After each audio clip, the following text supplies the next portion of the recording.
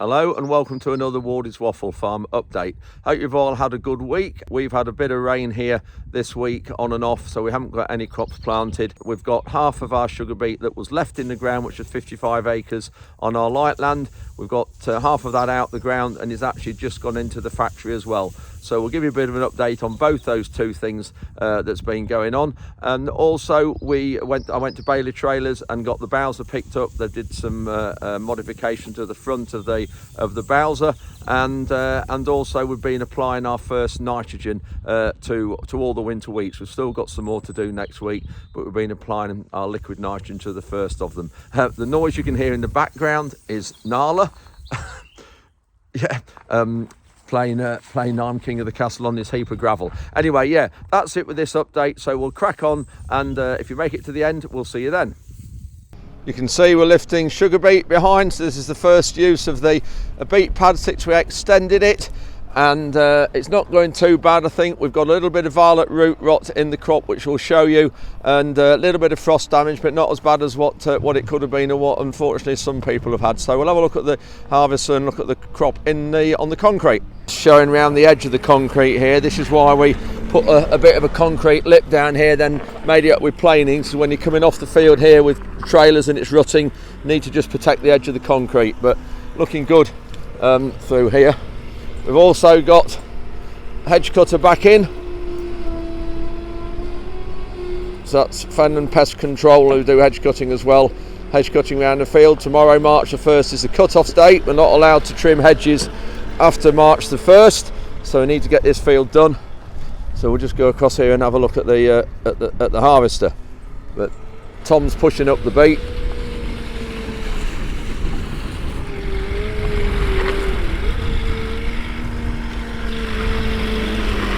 I'm actually pleasantly surprised how good this beet is. You can see violet root rot there, you can see it black. That's what's caused that, and it's stunted plant, and that has caused, when you grow beet in too close a rotation. You can see another one there. But generally the beet's in really good condition with the frost and things. So yeah, pleased with this. This will be going in the factory within the next few days rather than the usual 2 weeks that we leave it. So it's yeah, pleased with how the beet's looking considering to what it could have been like. You might wonder what we're doing here and only lifted half these headlands or the outsides, and that's simply because we won't be able to hold more than about 25 acres on the concrete. This field's nearly 55 acres, so we're only going to lift half the field. So normally we don't lift the headlands here, because if you lift those and it comes a lot of rain, when you come to then lift the rest of the field, this turns so soft and rutted. But it's so late in the season, I don't think that will happen, but we're still just going to not take any chances. So we'll lift all this area here and get that on the concrete, and we might go a bit more along there to make sure we've got half the field. Then they're going to come back in another week and lift the rest of it. Got another trailer coming with a full load to the pad. This crop has actually grown in the last 2 or 3 weeks. We've got some fresh leaves coming out the middle of the plant there, but that really isn't good because it'll have used sugar and energy to do that. And I know the sugar content of these plants isn't very good from what local neighbours are saying. It's down to about 13% or even lower. So we'll just have to see what ours is like. We shall know in the next few days, the day after it goes into the factory. So just while we're waiting for it, we can just see, looking at the soil, look at this, how easy working this soil is. Really very forgiving. So you can just see why we lift sugar beet here in the winter time. Just going to go under the elevator and empty that.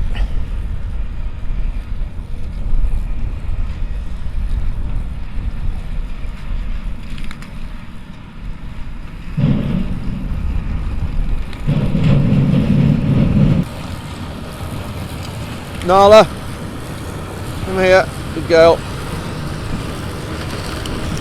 Busy chewing sugar beet.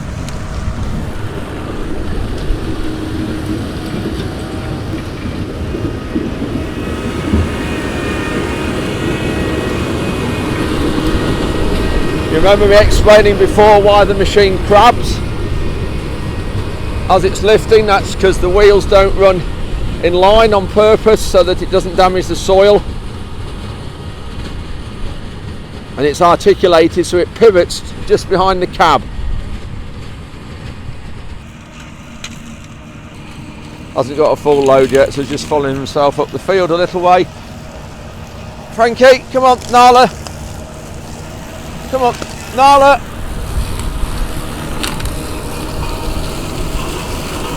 You see there, it topping it. Beet going up.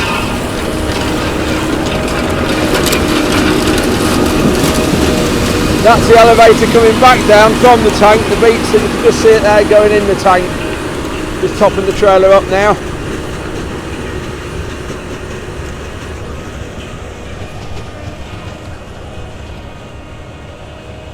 So that's it now, just seen lifting the first half of this.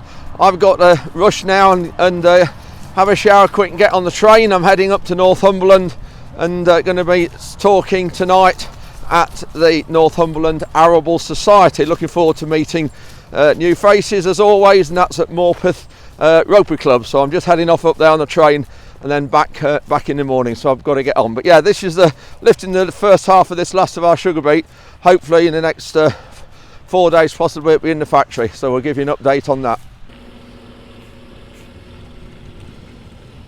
So see how high these back doors lift up. It means you can tip the load quite high.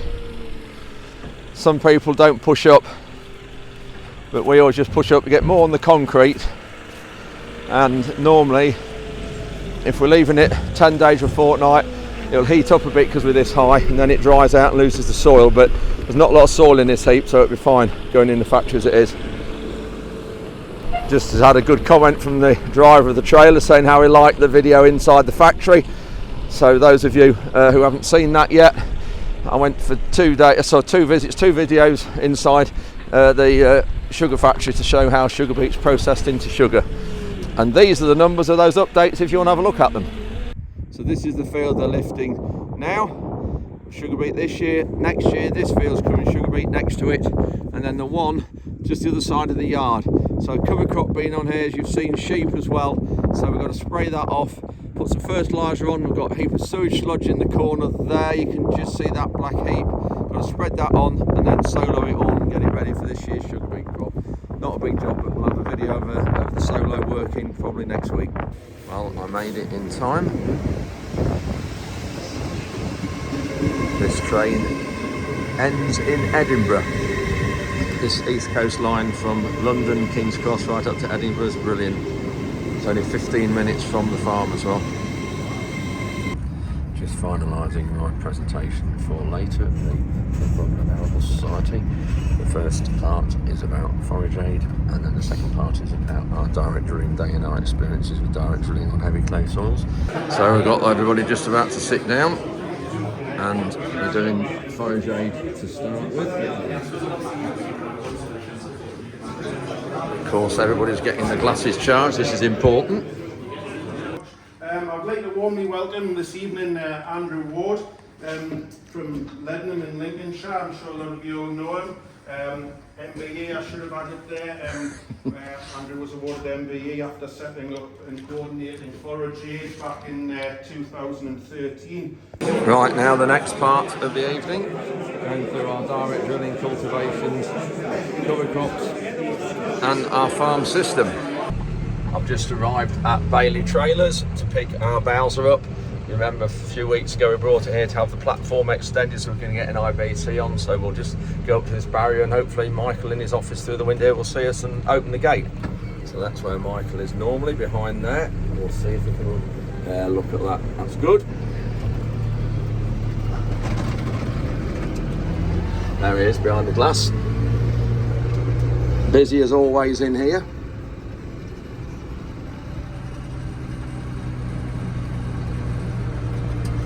See if we can find out where it is. Oh, this is one of their bale trailers they use with the side, don't know what they call them, the side frames to save strapping the bales down. Hydraulic works well.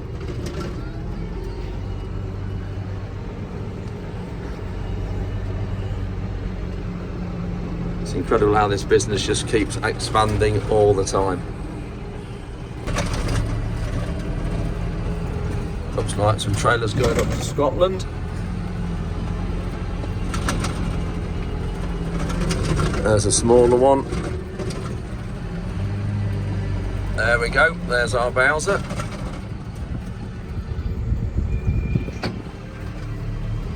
Plenty of trailers in here. A lot of bale trailers.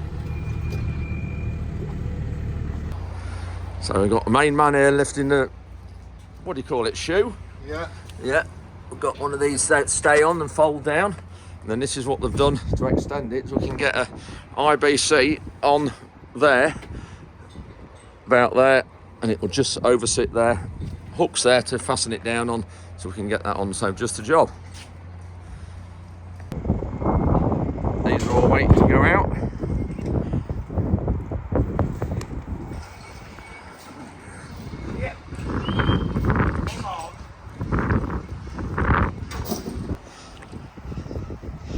The new Bailey Trials champion. Come on. I've just been talking to Michael about a contract tipper. We really need a trailer of some sort to handle all the stone and soil and everything we're doing. And here's the smaller contract tippers that do 17 and 20 tons. And but we can't. Yeah, here we are, lower size and made a bit thicker steel and various things for stone and soil. We can't quite get to a figure we're happy with yet. Mates rates aren't quite good enough. We need Wardy's waffle rates. So we'll see and keep talking and see if we can get there soon. But yeah, lots of trailers here, as you can see. Particularly really popular are these bale trailers with these hydraulic sides, so you don't have to strap the bales. Anyway, we'll get on the fast track. You can see it's raining here. Apologise if it's on the screen, and we'll get off back to Leadenham. Just got back to the farm with the Bowser, and I've just realised halfway back that they have forgotten to put something on. We wanted, in the corners here, we wanted some little right angle bits of metal, sort of so high, all four corners, across there, and there. And that was to hold the IBC container in place, just to make it a bit more secure. We are going to ratchet strap it down, but it's just to make it a bit more secure. Look at that formation of geese. Anyway, two things up here. We're loading sugar beet just across the field. If I can just show you there, we'll go and have a look at them in a minute. But I just spotted some fly tipping. Tom alerted us to it this morning. So we've got this field, so the road down here, this is on the Lincolnshire Heath, and our field here, and someone's driven down the edge of this field there, look, and have dumped a load of rubbish in that corner. We'll go and have a look at that and see what that is in a minute. But in the meantime, I'm just going to drive on down here, and we'll just go and have a look at the beet, loading the beet lorries. Just turning in off the road to the beet field. This is the beet that's left to harvest. You can see a square there without any sugar beet in, and that's where we had a sewage sludge heap this last year, and of course it's so strong in the soil it stops anything from growing just where the heap is. But this is the sugar beet we've got left to get out the ground and harvest, and you can just see, apologise for the darkness, it's I'm filming through my Discovery window.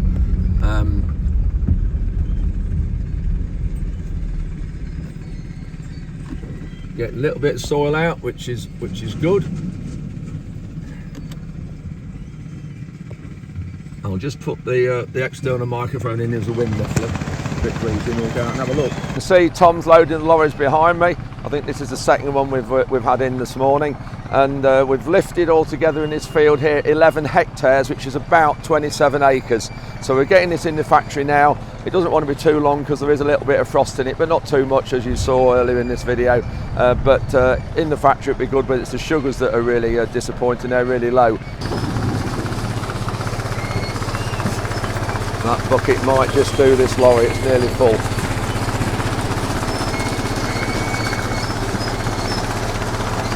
You see it is dropping out underneath.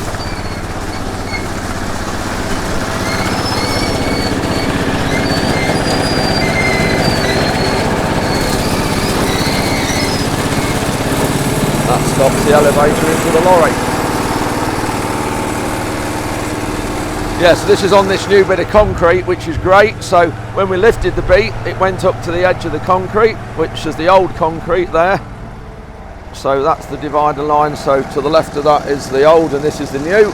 So at least now the lorries and all the cleaners on this new concrete, which is a lot better.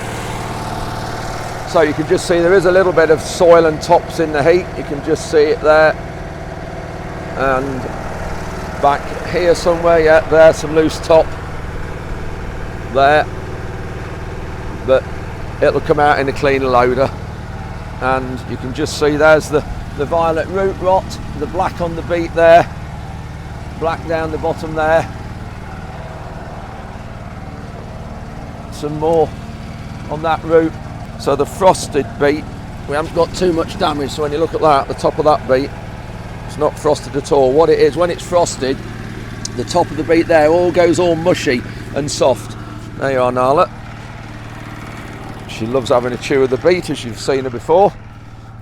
So we'll just go around this heap. We have the bales here, just, oh, that's nearly fallen over, to just act as a bit of a wall. You'll have to be careful of that when we put some more beet at the back here. We need some more bales for this next year.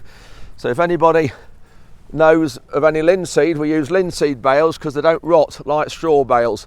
So I'm going to need probably 70 or 80 new linseed bales for next year. We'll burn these and they'll burn fine. But yeah, we're going to need 70 or 80 linseed bales for this next September. So if anybody knows where I can get any of those from, new from this harvest, please, that would be great. Tom's just moving the cleaner. We just want it in a slightly different place. So we're just going to put it in a different location, probably down this side here. And then the lorries can back down here and keep on this lane in this new concrete. So Tom's just moved the cleaner there, so the lorries will come down the lane here and then straight under the cleaner. And then when they're filling the back of the trailer, the cab will be up to the front of the beet. And they don't like loading over the sheet, obviously, because you get bits of soil dropping off in the sheet. So that's why we always load over the side where the sheet isn't. Got another lorry just coming down the track.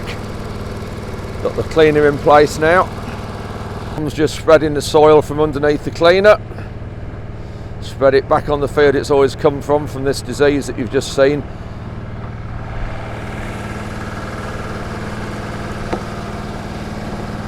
We've got a chain hanging down there so they can just see that's where the edge of the trailer wants to be.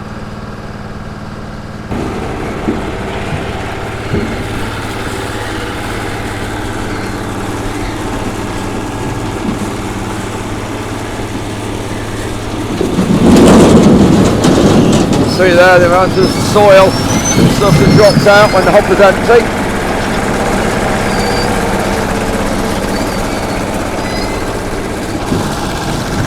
I'm not sure whether you can see in the back of this trailer.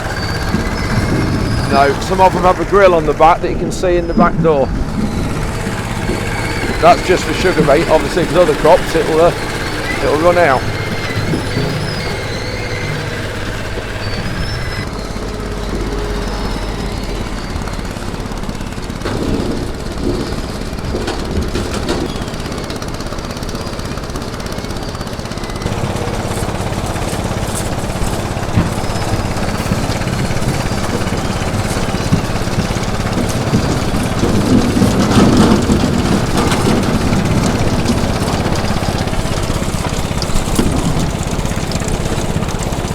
Seem to be ready to move the trailer on, so I better get down. I'm going to be busy now, just coming to the edge of the road, and there's a lorry waiting on the roadside here, and there's another one just pulled up into the gateway of our other field.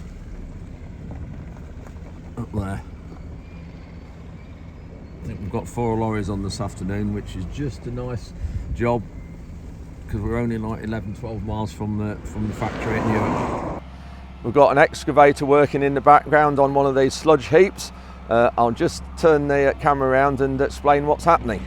So this is a heap of sewage sludge that didn't get spread last autumn because the weather closed in, and so we're leaving it and going to spread it this coming autumn after harvest. But environmental regulations or Environment Agency regulations say you can't leave a heap of sewage sludge in the same place for so long. So we're having to move it Severn Trent, Wrights, who do all Severn Trent's work, the contractors are brought an excavator here to move it. So it's ridiculous, really, for the environment that we can't leave, or environmental reasons you can't leave sewage sludge in the same place. But think of the diesel and the amount of time this has taken to move it. The diesel and emissions is actually causing damage to the environment moving it. So it's just, yeah, it's weird really when this how this works and why they make you do these sorts of things. But those of you who are not sure what this is, we use this as a form of fertiliser instead of buying bagged fertiliser, which obviously is better for the environment because we're not having to use the fertiliser that's mined out the ground. And this is human sewage sludge, very rich in phosphates, sulphur, nitrogen and a whole load of trace elements. Really good for the farm and for the fields and the soil, and of course lots of organic matter. It has it in it as well.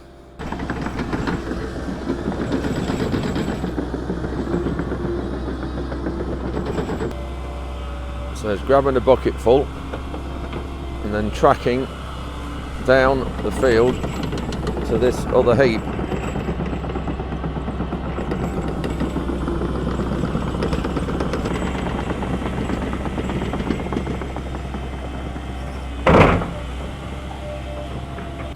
Anyway, there you are. That's one of the crazy regulations that we have to deal with and that the Environment Agency impose on us.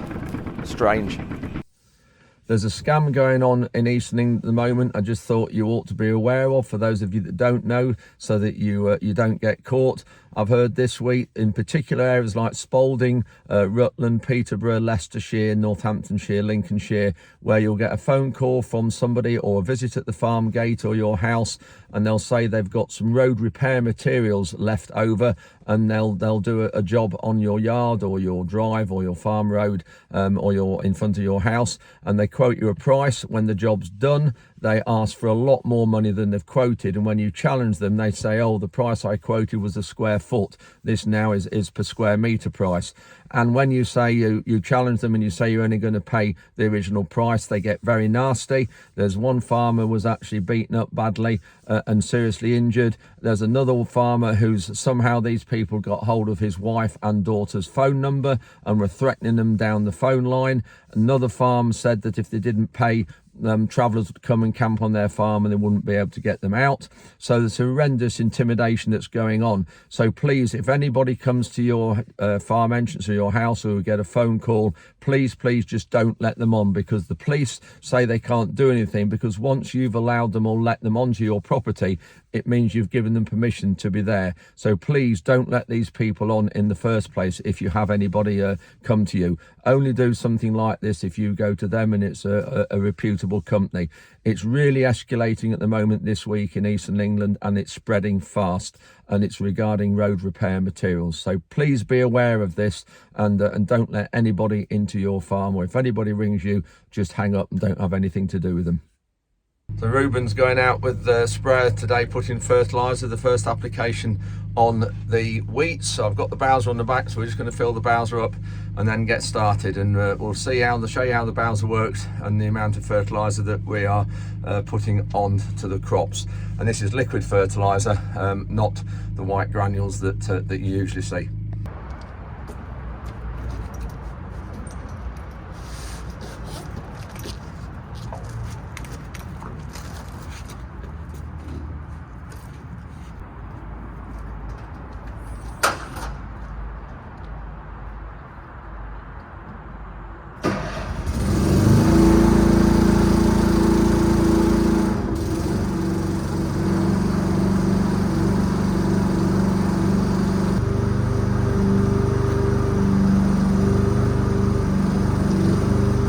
So that's it, starting the bowser. It's now filling out these tanks. Each of these tanks hold 50,000 litres, or approximately that, and that is 30% nitrogen. So all the applications we put on, it's actually only 30% of what we're putting on is nitrogen, but that's obviously allowed for, and that's what that's the strength they are. Some nitrogens are 34.5%. There's some at 46% if it's urea, and there's also some 32, some foreign fertiliser at 32%. Nitrogen this is I'm talking about now. I've got the bales are full of fertiliser, but the tyres looked a little bit flat, so just popped it on the weigh bridge just to see how much weight is on these 4 wheels.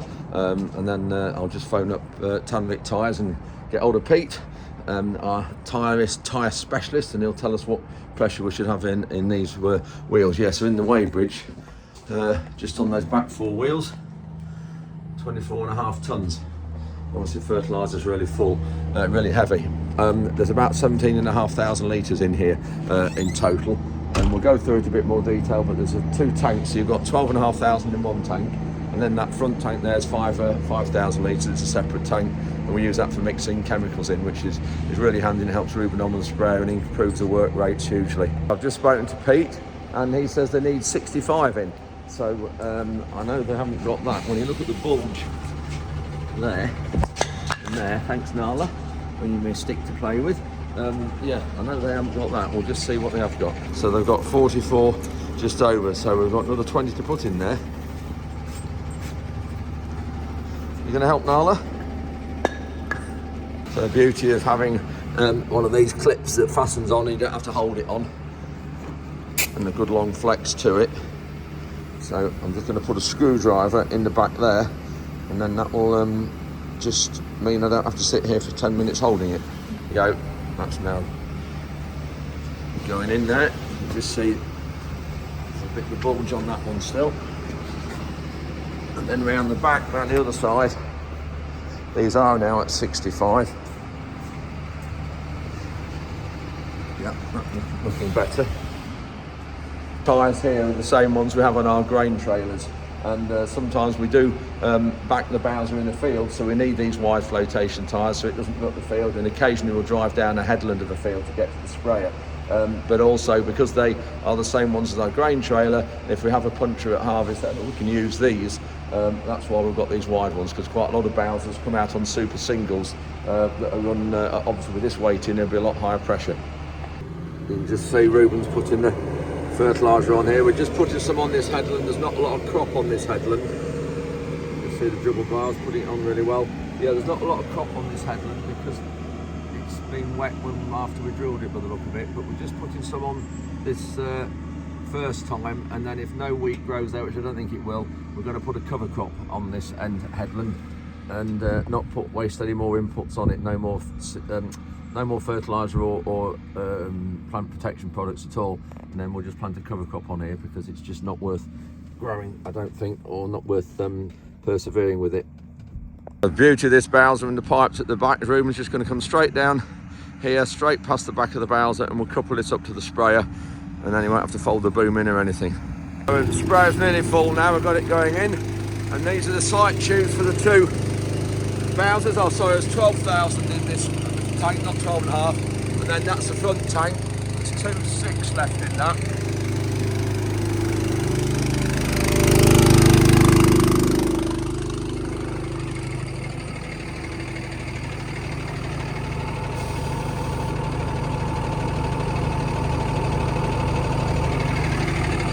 Travelling quite well. These tyres are really good on this, very wide and square profile, and it's not making too much mess at all.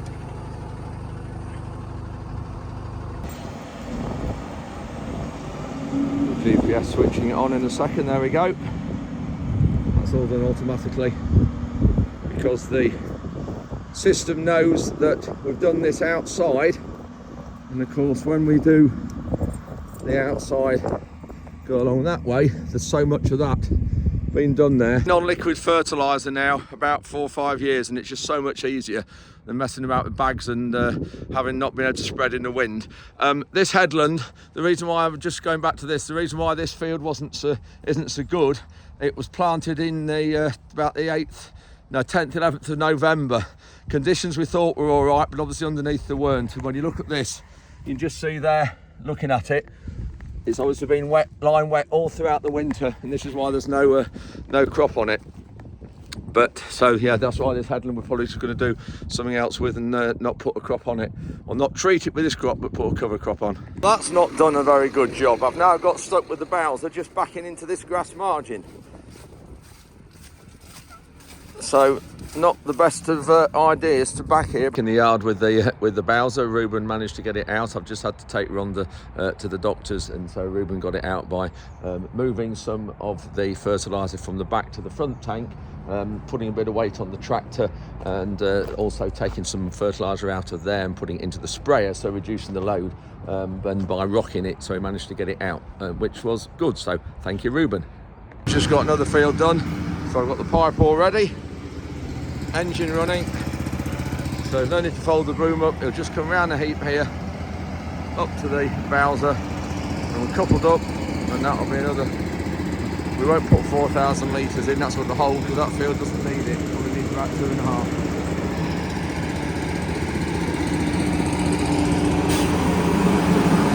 That's it, Ruben's just filling in the paperwork.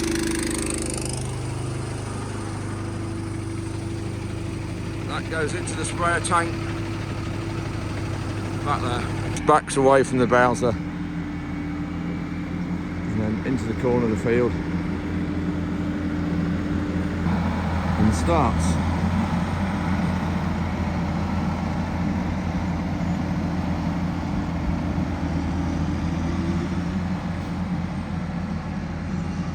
Yeah, he needs about 2,500 litres for this field. It's 13 hectares, roughly. That is a really long field. It goes nearly all the way up to the trees at the top.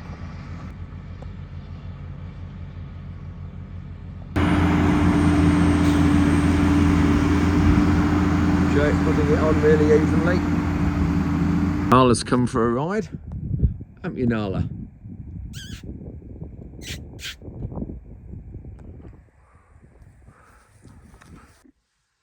So that's it for another Sunday's Wardy's Waffle. If you've made it this far, thank you very much for watching, and we'll probably see you midweek.